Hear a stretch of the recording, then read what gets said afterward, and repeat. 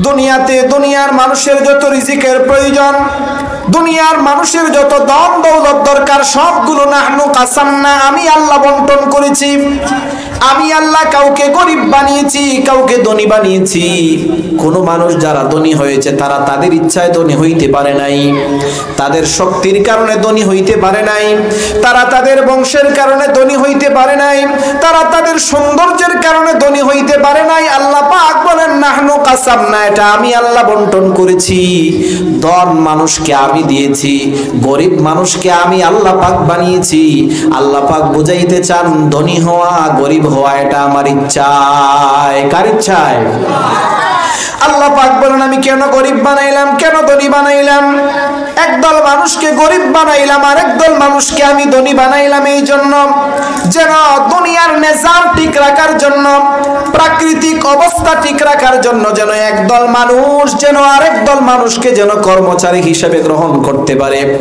আমাদের সকলেই যদি এমন হইয়া যায়, বাহুবল শহরে আমাদের 10 তলা বিল্ডিং হয়, এই গ্রামে যত মানুষ আছে সব মানুষের যদি বাহুবল বাজারে অথবা পুটিজুরি বাজারে একটা 10 তলা বিল্ডিং হয়, এই গ্রামে আর কোনো কৃষক থাকবে? থাকবে? ক্ষেত খামারে কাজ করার মতো কোনো লোক থাকবে? বাজারে সবজি বিক্রয় করার জন্য কোনো লোক থাকবে? থাকবে না।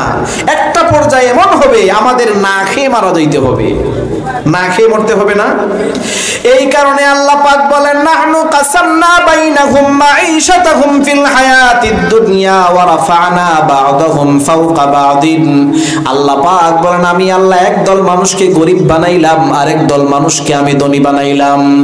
হযরত নবীজি সাল্লাল্লাহু আলাইহি ওয়াসাল্লাম হাদিসে বলেছেন আল্লাহ রাব্বুল আলামিন দুনিয়ার নিজাম ঠিক রাখার জন্য, প্রাকৃতিক ভারসাম্য রক্ষার জন্য যেই দল মানুষকে আল্লাহ পাক গরিব বানাইলেন, কিয়ামতের দিন ধনীদের তুলনায় গরিবেরা, কিয়ামতের দিন হাসরের মাঠে ধনীদের তুলনায় গরিব মানুষেরা, তাদের তুলনায় 500 বছর আগে আল্লাহর জান্নাতে গরিবেরা চলে যাবে। 500 বছর আগে ধনীদের তুলনায় গরিবেরা আল্লাহর জান্নাতে চলে যাবে। সুবহানাল্লাহ। কেন চলে যাবে? ধনীদের তো কোনো ধন নাই, গরিবদের তো কোনো ধন নাই। যেহেতু গরিবদের কোনো ধন নাই, সম্পদ নাই, মাল নাই, টাকা নাই, পয়সা নাই, এই জন্য আল্লাহর কাছে মালগুলো পাই পাই করে হিসাব দেওয়ারও দরকার নাই, সময় নাই, এগুলির দরকার নাই। তারা সোজা আল্লাহর জান্নাতে চলে যাবে। আর যাদের ধন আছে, মাল আছে, টাকা আছে, পয়সা আছে, স্বর্ণ আছে, রৌপ্য আছে, তাদেরকে আল্লাহ তাআলার কাছে তাদেরকে পাই পাই করে হিসাব দিতে হবে। আল্লাহু ফালা মুদিল্লা লাহু ওয়া মান ইউদ্লিলহু ফালা হাদিয়া লাহু ওয়া নাশহাদু আল্লা ইলাহা ইল্লাল্লাহু ওয়াহদাহু লা শারীকা লাহু ونشهد أن سيدنا وسندنا وحبيبنا وحبيب ربنا وطبيبنا وطبيب قلوبنا وأولانا ومولانا محمدا عبده ورسوله أعوذ بالله من الشيطان الرجيم بسم الله الرحمن الرحيم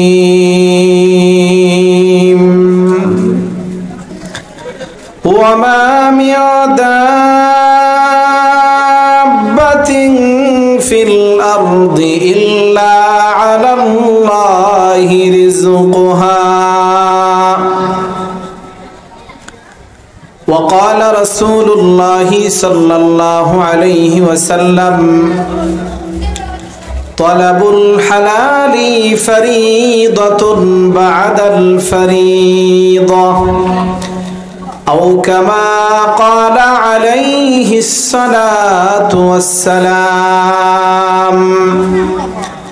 সাল্লাল্লাহু আলা সাইয়্যিদিনা ওয়া মাওলানা মুহাম্মদ ওয়া আলা আলিহি ওয়া আসহাবিহি ওয়া সাল্লাম। সাল্লাল্লাহু আলা সাইয়্যিদিনা ওয়া মাওলানা মুহাম্মদ ওয়া আলা আলিহি ওয়া আসহাবিহি ওয়া সাল্লাম। সাল্লাল্লাহু আলা সাইয়্যিদিনা ওয়া মাওলানা মুহাম্মদ ওয়া আলা আলিহি ওয়া আসহাবিহি ওয়া সাল্লাম। আলহামদুলিল্লাহ। আলহাজ মুন্সি চেরাগালী দারুস সুন্নাহ মাদ্রাসা নোয়াওয়ির উদ্যোগে আয়োজিত আজকের এই বার্ষিক ইসলামী মহাসম্মেলনের মুহতারাম মুআজ্জাজ সভাপতি, মঞ্চে উপবিষ্ট উলামায়ে কেরাম, অত্র এলাকার মুরব্বিয়ানে আযম, যুবক ভাইয়েরা, পর্দার আড়ালে অবস্থানরতা সম্মানিতা মা ও বোনেরা, আল্লাহ রাব্বুল আলামিন আমাদেরকে এই ফিতনার জমানায় জাতির ক্লান্তি লগ্নে দুনিয়ার অনেক রকমের ঝামেলা থেকে ফারেক করে এই রকম সুন্দর নুরানি কোরআনি জান্নাতি রহমতি বরকতি একটা মাহফিলে বসার তৌফিক দিয়েছেন। এজন্য আমরা সকলেই বলি আলহামদুলিল্লাহ। আমি আপনাদের কাছে একটা অনুরোধ করতে চাই, মেহেরবানি করে আমরা সকলেই একটু সামনে আগাই আসি। আমরা সকলেই মেহেরবানি করে একটু সামনে আগাই আসি এবং আমরা এখনো যে সকল ভাইয়েরা মাঠের চতুর্দিকে দাঁড়িয়ে আছি, মেহেরবানি করে আমরা বসে পড়ি। মুসলিম শরীফের হাদিসে হযরত রাসূল করিম সাল্লাল্লাহু আলাইহি ওয়াসাল্লাম বলেন, দুনিয়ার যে কোথাও যে কোনো জায়গায় কোরআনে কারীমের আলোচনা করা হবে, আল্লাহ পাকের আলোচনা করা হবে, রাসূল পাকের আলোচনা করা হবে, দ্বীনে ইসলামের আলোচনা করা হবে, রাসূল করিম বলেন হাফফাতহুমুল মালাইকাতু, এমন জায়গায় যারা বসবে, যারা সময় দিবে, আল্লাহর নূরের ফেরেশতারা তাদেরকে কুদরতিভাবে বেষ্টন করে রাখবেন। রাসূল করিম সাল্লাল্লাহু আলাইহি ওয়াসাল্লাম বলেন ওয়া গাশিয়াতুহুমুর রাহমাতু, আল্লাহর নূরের ফেরেশতারা তাদেরকে রহমতের চাদর দ্বারা তাদেরকে ঢেকে রাখবেন। ওয়া নাযালাত আলাইহিমুস সাকিনাতু, এই ধরনের জায়গায় স্থানে যারা বসবে, আল্লাহ খুশি হইয়া তাদের উপর সন্তুষ্ট হইয়া আল্লাহ রাব্বুল আলামিন তাদের উপরে আসমান থেকে প্রশান্তি নাজিল করবেন। সুবহানাল্লাহ।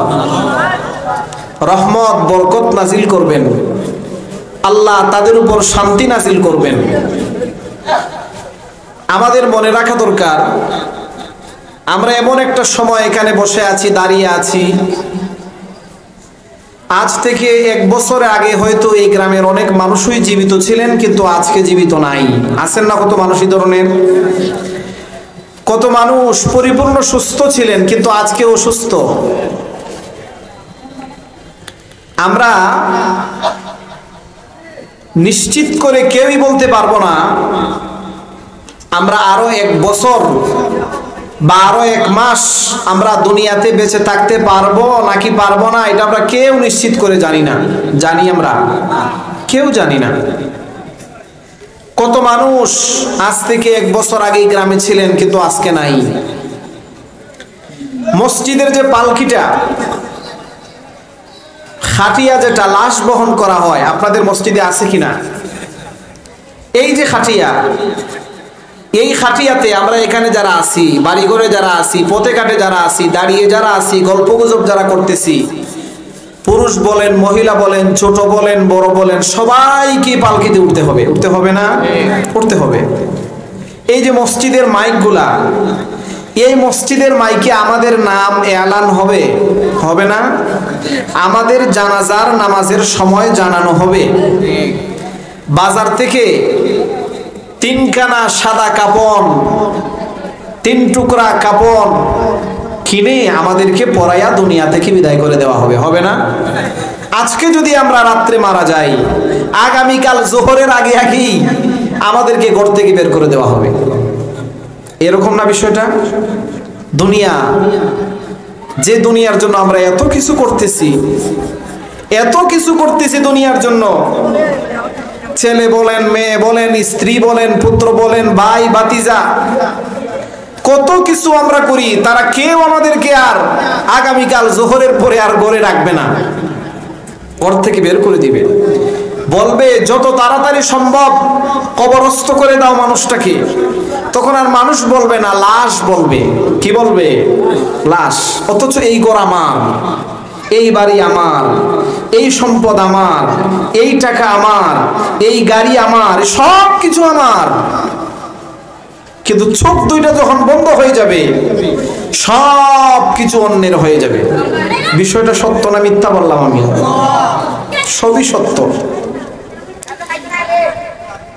আমরা যারাই দুনিয়াতে জন্মেছি সকলকেই মরতে হবে, কিন্তু কেউ জানি না আমরা কখন মরব, কেউ জানি না কখন মরব। হয়তোবা আজকের যে এই যে এখানে কথা হচ্ছে, এই যে দারুস সুন্নাহ মাদ্রাসায় যে আজকে মাহফিল হচ্ছে, এখান থেকে আমাদের কানে যে কোরআনের হাদিসের আওয়াজ যেটা পৌঁছতেছে, এটা হয়তোবা আমাদের অনেকের জীবনের সর্বশেষ মাহফিল হইতে পারে। হইতে পারে না? হইতে পারে, আবার নাও হইতে পারে, হইতেও পারে। অনেকেরই জীবনের সর্বশেষ মাহফিল এটা হইতে পারে। এই জন্য গুরুত্ব দিয়ে, অবহেলা না করে এই রকম মজলিসে আসা বসা, এটা সময়ের দাবি, এটা জীবনের দাবি, এটা যৌক্তিক দাবি, এটা আসল কথা, এটা সঠিক কথা। জীবনে বহু গল্প গুজব করেছি, অনেক সময় নষ্ট হয়েছে। রাস্তাঘাটে পথে ঘাটে দাঁড়িয়ে গল্প করলে সওয়াব হবে না। এখানে বৈশা থাকলেও রহমত নাজিল হবে, বৈশা থাকলেও কি নাজিল হবে? রহমত নাজিল হবে। সম্মানিত হাজিরিন, এই জন্য আমরা, আমার মায়েরা বোনেরা যারা বাড়িতে অবস্থান করছি, আমরা মেহেরবানি করে আমরা গুরুত্বের সাথে আলোচনা শুনব। আলহামদুলিল্লাহ অনেক আলোচনা শুনেছেন আপনারা, আরো শুনবেন।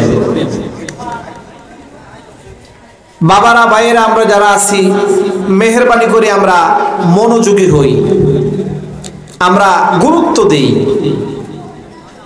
যখন একটা মানুষ যখন আল্লাহমুখী হইয়া যায়, আল্লাহও তার মুখে হইয়া যায়। সুবহানাল্লাহ। একটা মানুষ যখন আল্লাহর ইবাদতে মশগুল হইয়া যায়, আল্লাহও তার দিকে নজর দিতে আরম্ভ করেন। সুবহানাল্লাহ। হাদিসে আছে, হাদিসে কুদসিতে আছে, রাসূল করিম সাল্লাল্লাহু আলাইহি ওয়াসাল্লাম বলেন, কোন বান্দা যদি আল্লাহকে পাওয়ার জন্য, কোন বান্দা যদি আল্লাহকে পাওয়ার জন্য অর্ধহাত অগ্রসর হয়, আল্লাহ রাব্বুল আলামিন আল্লাহর ওই বান্দাকে পাওয়ার জন্য, আল্লাহর ওই বান্দাকে ভালোবাসার জন্য আল্লাহ পাক এক হাত অগ্রসর হয়ে যান। হাদিসে হযরত রাসূল করিম সাল্লাল্লাহু আলাইহি ওয়াসাল্লাম বলেন, আমার কোন গোলাম যদি আমাকে পাওয়ার জন্য, আমার কোন গোলাম যদি আমাকে ভালোবাসার জন্য, আমার কোন গোলাম যদি আমার সাথে সম্পর্ক তৈরি করার জন্য আমার দিকে যদি এক হাত অগ্রসর হইয়া যায়, আমি আল্লাহ তার দিকে 2 হাত অগ্রসর হইয়া যাই।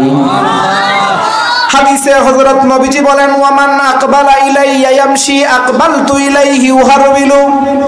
রাসূল কারীম বলেন আমার কোন গোলাম যদি আমাকে পাওয়ার জন্য, আমাকে ভালোবাসার জন্য, আমার সাথে সম্পর্ক তৈরি করার জন্য আমার দিকে যদি হাইটা হাইটা যদি অগ্রসর হইয়া যায়, নবীজি বলেন, আল্লাহ পাক বলেন আমি ওই বান্দার দিকে দৌড়ে দৌড়ে অগ্রসর হইয়া যাই। কাজে এই যে আমরা এখানে যারা আসতেছি, যারা বসলাম, সবকিছুই আল্লাহর জন্য। বলেন কার জন্য বসলাম? আল্লাহর জন্য। সম্মানিত হাজিরিন, আল্লাহ তাআলা দুনিয়াতে যত মাখলুক তৈরি করেছেন সবকিছু আল্লাহ পাকই সৃষ্টি করেছেন, না আর কেউ সৃষ্টি করেছে? আমরা সারা পৃথিবীর মানুষ মিলে একটা পিপিলিকার পা বানাইতে পারবো? পিঁপড়ার ট্যাং বানাইতে পারবো আমরা? পারবো না, কেউ পারবে না। শুধু পারবেন কে? আল্লাহ তাআলা পারবেন। আমরা অনেকেই বলি আল্লাহ পাক 18,000 মাখলুকাত তৈরি করেছেন। আসলে এই কথাটি সঠিক নয়। 18,000 নয়, কোরআনে আল্লাহ পাক ভিন্নভাবে বলেছেন। আল্লাহ পাক বলেন ওয়ায়াখলুকু মা লা তা'লামুন। আল্লাহ এত পরিমাণ সৃষ্টি করবেন তোমরা কেউ জানো না আল্লাহর সৃষ্টির পরিমাণ। অন্যত্র আল্লাহ তাআলা বলেন ওয়ায়াজিদু ফিল খালকি মা ইয়াশা। আল্লাহর সৃষ্টির মধ্যে আল্লাহ কি পরিমাণ বাড়াইবেন এটা আল্লাহ পাকের ইচ্ছা, দুনিয়ার কেউ জানে না। এই জন্য আমরা বলবো আল্লাহ তাআলা দুনিয়াতে অসংখ্য মাখলুকাত সৃষ্টি করেছেন। সুবহানাল্লাহ।